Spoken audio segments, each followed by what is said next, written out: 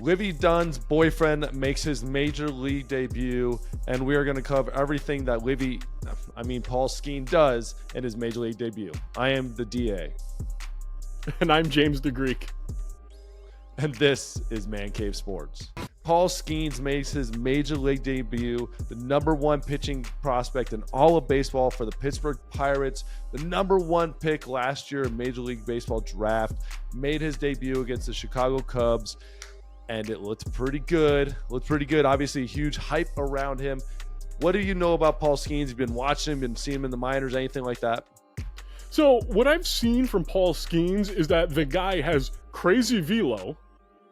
Sometimes he lacks, a little control like we saw in his first start. But I didn't even realize the Pirates still had a team. They actually still play? You're crazy. Yes, they still play, and they're pretty good. They started out pretty good this year. They got some of the best players in baseball, Neil Cruz to be one of them. But Paul Skenes is the talk of the town, talk of Major League Baseball with his debut. Obviously, like you said, faced the Chicago Cubs on Saturday. Let's run some of the numbers. He had 7 strikeouts over 4 innings pitched, 3 earned runs, and he gave up his first earned run on a Nico Horner home run in the third inning, fourth inning. That was the first run he'd given up as a major league player, given up as a home run, which is awesome, which is a great way to do it. If you're going to do it, give it up big. But this guy has been talked about nonstop, relentless, talked about the future, and he is the next Steven Strasburg, but hopefully healthier and pitching longer. Do you think that he was as good as advertised in his first outing?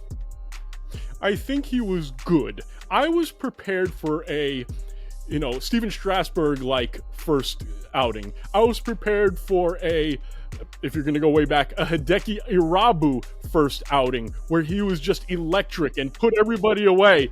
That's the thing about it. Like in the minor leagues, he'd given up just a couple runs. He had a below 1 ERA, 0.99 ERA in his entire minor league career, which is absolutely insane. So he's coming in with obviously all this hype. I think he did well. I'm with you too. I think he did well. I think it was started out electric. Obviously struck out the very first batter he ever faced in the big league. Save that ball, brother. Put that in a case and save it.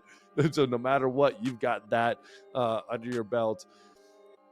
But I do think there was a little spot there where the Chicago Cubs started to figure him out a little bit. This is what happens. This is what Major League Baseball is. This is why we can't just bring up guys straight from the draft in the big leagues. You got to have them get ready a little bit in the minor leagues. I don't think Paul Skenes is going to struggle, but I do think there was a little spot there where once he got through the order a couple times, the lineup started to figure him out, and the Cubs started to figure him out. And they go in the fourth inning, you got base hit. You got 2 guys on, and you got to now go to the bullpen because you're 84 pitches deep, and you're in the fourth inning. You already struggled in the second inning. You had bases loaded in the second inning, and then you got to go to the bullpen. So that, to me, shows me that he's got great stuff.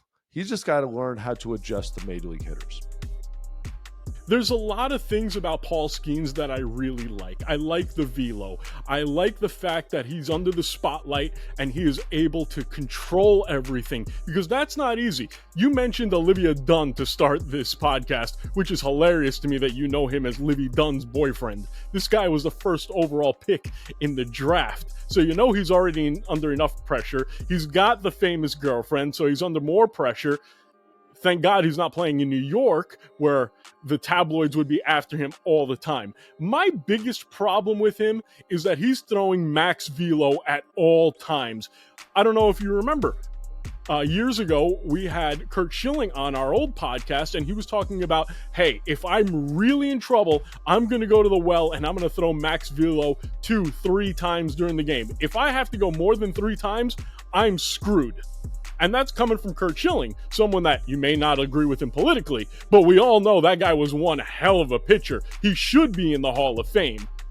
And we've had problems with guys recently who go out there and throw nothing but gas and gas and gas, and their career doesn't last, and by the time the team has caught up to him where they're ready to win, that guy's already done. You take a look at Michael Kopech.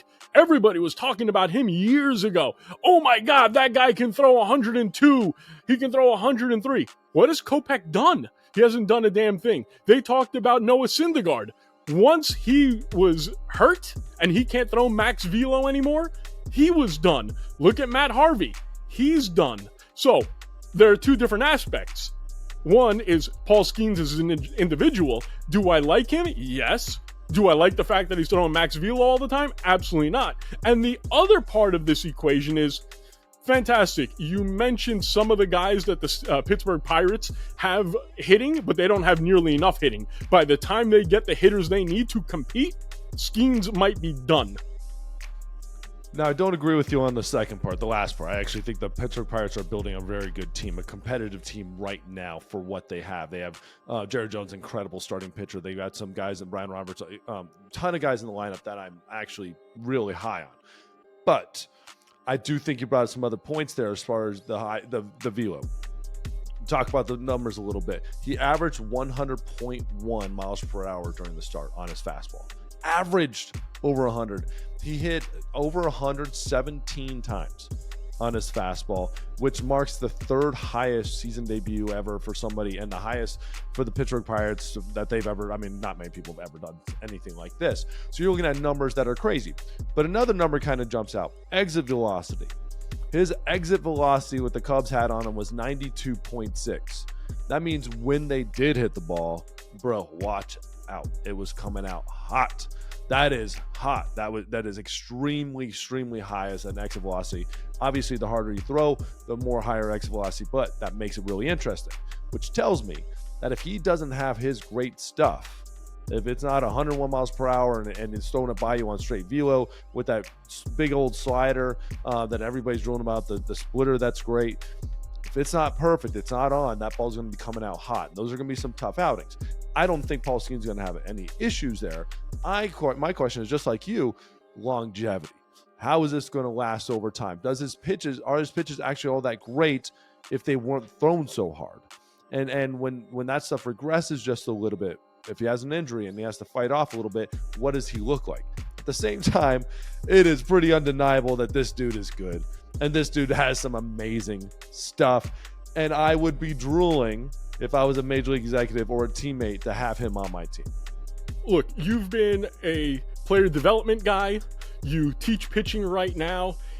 What do you see from his mechanics? That's what I want to know. Nobody's going to say, hey, James, tell me about the guy's mechanics. I don't know a goddamn thing. What do you see over there, and can it be sustained?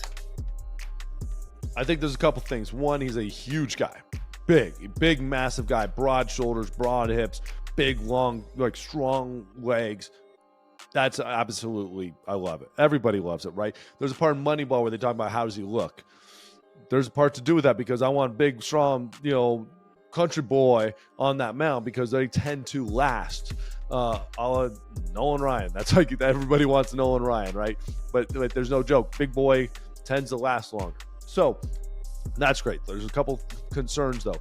He uses his body really well, but he does raise his back elbow up. And so when he pitches, he raises back elbow up, which puts a lot of stress on your shoulder, which a lot of stress on that capsule. By raising this elbow in when you're pressing that capsule in, it does a lot of stress on it. He does do that. It's not extreme, but he does do it. And then the second other thing, he rotates extremely hard with his shoulders, which then would put some more stress on your arm. Last year, after they drafted him, they did have to shut him down in the minors due to some fatigue. So that could be a concern in the future. Again, he doesn't have this long history of arm problems. It's not like that he's got a big history of stuff. It's not like he's Tyler Glasnow, he was always hurt. It's not like he's Walker Buehler, who had Tommy John surgery in college at Vandy and then had another arm surgery again with the Dodgers. Shane McClanahan, I remember looking at him when he was at South Florida, or I think it was South Florida, wherever. He had elbow surgery in college, and now he had elbow surgery, and now, so you've got history with these guys. I don't know of any history with Skenes. I don't know of any issues. There's a couple things that do concern me. At the same time, you can't deny the talent. You can't deny what it looks, and I wouldn't be trying to mess with it too much, but I would be trying to softly get him into better positions for longevity. Okay, because that's what I really wanted to know. But when you mentioned capsule, oh boy, does that scare me. Because Tommy John, we know players come back from. That elbow, they can come back from. How many guys have capsule problems and then come back from it? I can't think of many, if any. Not many.